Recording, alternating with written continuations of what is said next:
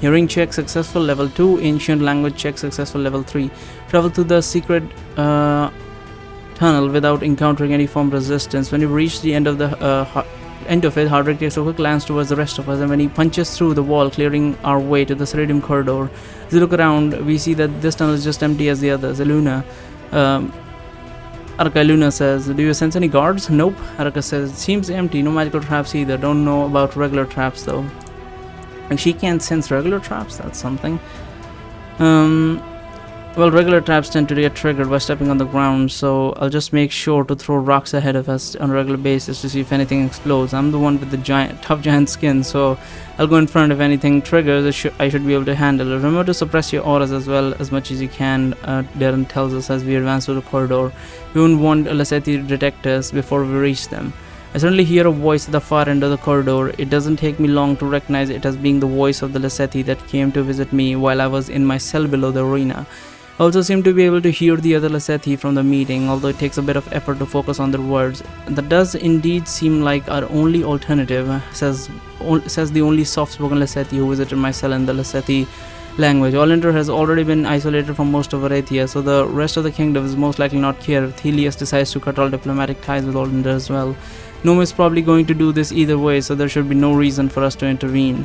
Olinder is the least of our worries right now, says another Lassetti. Do you have any idea how many mages have died since the beginning of this tournament? This is why I've insisted from the very beginning that the tournament should have had a rule to prohibit the mages from killing each other unless the rules of the tournament explicitly required them to. We've talked about this before, the soft-spoken Lassetti says in a calm tone. The king would not agree to it, remember? They said that it was against Varathian rule to impose such a rule on a tournament, even if the participants are all outsiders. To hell with the kings and their outdated traditions, the Lassetti says. Don't you understand? They've ruined everything. Why didn't we bother to sabotage the telepathic device meant to transmit the objective? The mages were going to kill each other before the first round anyway. You've been complaining. So he was the one who sabotaged the device, which is why Gollumuk was not able to fix it. You've been complaining about this in every single meeting we have had since the beginning of the tournament. Another Lassetti says, give it a rest already. What's done is done. Let's just focus on the present, shall we? Barry, Darren whispers over here. As I take a look towards Darren, I realize that while I was listening to the Lassetti conversation, we have already reached our destination. The corridor we were seeing in and the corridor that we left from seem to both reunite at this point, and they lead to a much narrower hallway which has a door at the end. On the other side of the door, Lassetti are still holding the meeting. They don't seem to have noticed us. I joined Darren and the others into the narrow hallway, and we prepare to storm the meeting room on his signal. Ancient language check successful, level 3. Just as we prepare to charge into their headquarters, I suddenly feel electric shock all over my body, and I fall to the ground, unable to move. The same thing apparently happened to all of my friends because they're also lying on the ground beside me. This spell, could it be? As we lie on the ground, able to break free from the spell's effect, door in front of us opens, and the four Lassetti participating in the meeting are now slowly advancing towards us. They're all wearing their signature dark blue robes with their hoods up. Each of them seem to be carrying a different type of weapon. Welcome, friends, says a soft-spoken Lassetti who came to visit me in my cell below the arena in the common tongue. I believe I've already had the pleasure of meeting some of you, but the others may not know who I am. It doesn't matter because we will be the ones asking the questions and you will be the ones answering. Do I make myself clear? They can't answer, you idiot, says another Lassetti in the Lassetti language. The spells paralyzing them completely, unable to talk. Where are your manners? That soft-spoken Lassetti says in the common tongue. They're our guests. We should all speak in the common language so they can understand us. Is this supposed to be some sort of joke? Lassetti from the others before says, still in the Lassetti language. You've always had a bad sense of humor. But it doesn't matter if you want to speak in common or not. As the soft-spoken Lassetti says, you don't need more than one person to interrogate them anyway. I told you this would happen, says another Lassetti, also in common language. That idiotic king's servant was never the type that could tell when he was being followed. Indeed, the soft-spoken Lassetti says, your idea to leak the time and place of our meeting to the king's servant was definitely worth the effort. What I don't understand, however, is how they managed to avoid the explosion trap. I would have expected them to take the same route to our headquarters as the one the king's servant usually takes when coming here. You suppose that the king actually has a map of the underground tunnels? It doesn't matter. It doesn't really matter, says Lassetti before. What matters now is that we get as much information from them as possible. There's no use trying to interrogate the ones who can't talk due to paralysis. Only the two Lassetti should be able to speak right now. We'll just quickly find out what we need to know and then we'll get rid of them.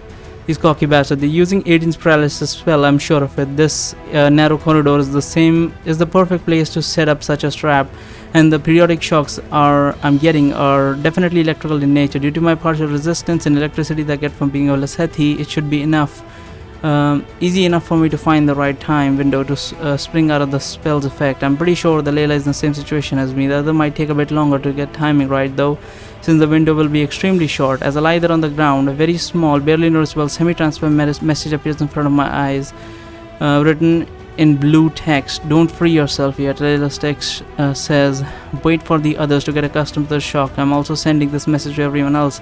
I'll give the signal so we can all free ourselves together at the same exact moment. So Barry did come in clutch when he figured out how this shit works. I'm amazed that I missed out on so much content when I played this originally, considering, because I just chose one choice. I chose not to help the king. Jeez. So I'm gonna wait for Layla's signal. I believe so. Let me check. Yeah. Choose to wait for Layla's signal. Okay. Wait for Layla's signal. Where the hell did you hide your trap? Araka shouts all of a sudden. I've been searching it since you came out of that door, and I'm not sensing any device that could cast this type of spell. It's unclear to me whether Araka saw Layla's message and is now trying to buy us some time, or she's just genuinely frustrated that her magical sense is not good enough to find the trap on her own. If I were to guess, then I'd say it's probably the latter reason. Well, it wouldn't be much of a trap you could detect it before you walked into it, now would it? The soft-spoken Lasethi says. Wait, who are you talking to? Says the Lasethi, who agreed to speak in common. Where did that voice come from? I'm talking to the Banshee in the amulet, of course. Soft-spoken Lasethi says, Araka, I believe in her name. I heard that she was trapped in here by a rogue group of Lasethi some 20 years ago. At any rate, the Banshee is not the one that I'm interested in talking to. He then walks towards me, getting within the range of the electrical spell, but he doesn't seem to be affected by it. Could he be using some trinket that gives him protection against electricity? This is the one I'm interested in talking to, the Lasethi says, as he gets closer to me. I honestly wasn't expecting to see you again, fellow Lasethi. You are tenacious, I'll give you that. Well, no matter, this isn't important. What's important is how you managed to reach our location in one piece. Tell me, what is it, Gollum? Was it Gollum that gave you the map, the underground tunnels? How were you able to avoid the explosion trap? You know, I was thinking, says the Lasethi wielding the scythe, who has been notably silent until now. We don't really need to have both of the Lasethi alive for interrogation, do we? As he talks, he slowly approaches Layla, which is laying on the ground facing down with her head towards him. What are you talking about? Says the soft-spoken Lasethi as he takes his eyes off me and turns to face his comrade. Of course we need them both alive. Yeah, but you see, the scythe-wielding Lasethi says, as he grabs Layla by the hair, he lifts her head so he can get a direct look at her face. I've been itching to kill this little half-breed for a very long time, and I don't really think I can restrain myself any longer. I believe we are supposed to distract them. Oh, this is a fun one. Try to distract the Lasethi by telling him about Aiden's message.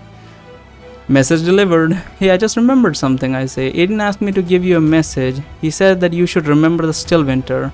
What did you just say? The scythe-wielding Lasethi says. It drops Layla's head. He stares at me with a mixture of shock and fear in his eyes.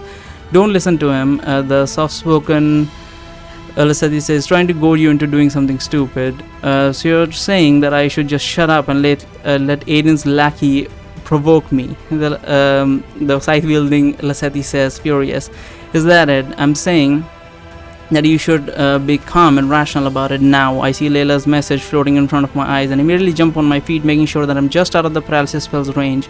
My dagger is aimed at the throat of the Lasethi in front of me. The soft-spoken Lasethi was not looking at me, and my attack takes him completely by surprise. He tries to jump back, but it's too late. I managed to slit his throat in a single movement.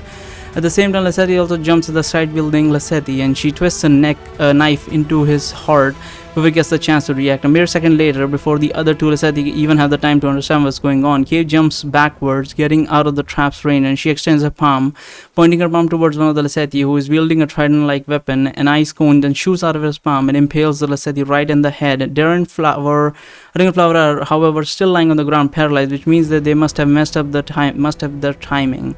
All of a sudden, the last remaining Lasethi raises the emerald-encrusted shield he was holding in the air, and a powerful flash of light fills the room, blinding us all for a few seconds. As my eyes readjust, I see that there has been clash between Layla and the Lasethi while we were blinded, which has led to both of them dropping their weapons. Layla is on the ground with her back against the wall. The Lasethi is now bending over to pick up one of the knives in order to finish her off. Help me, Barry. A big blue text appears in front of me as Layla looks at the Lasethi with a terrified look in her eyes. It says let her handle it. That sounds a little bit okay. Sure, let her handle it. Something is definitely off here, but I can't quite put my finger on it. I just wait for a little bit longer to see what happens. Very pleased, Layla writes again as the Lassetti closes in on her with a dagger, struggling to find his way towards her due to the lingering effect of the blinding flash from earlier. Damn it, I guess I'll go immobilize the Lassetti for now. I'll figure out what's wrong now. Just as I was about to reach the Lassetti, Kate suddenly shoots 3 ice cones into Layla's waist, causing her to scream in pain. With scream? Since when can Layla scream? Oh, that's a good one. So he was using illusion.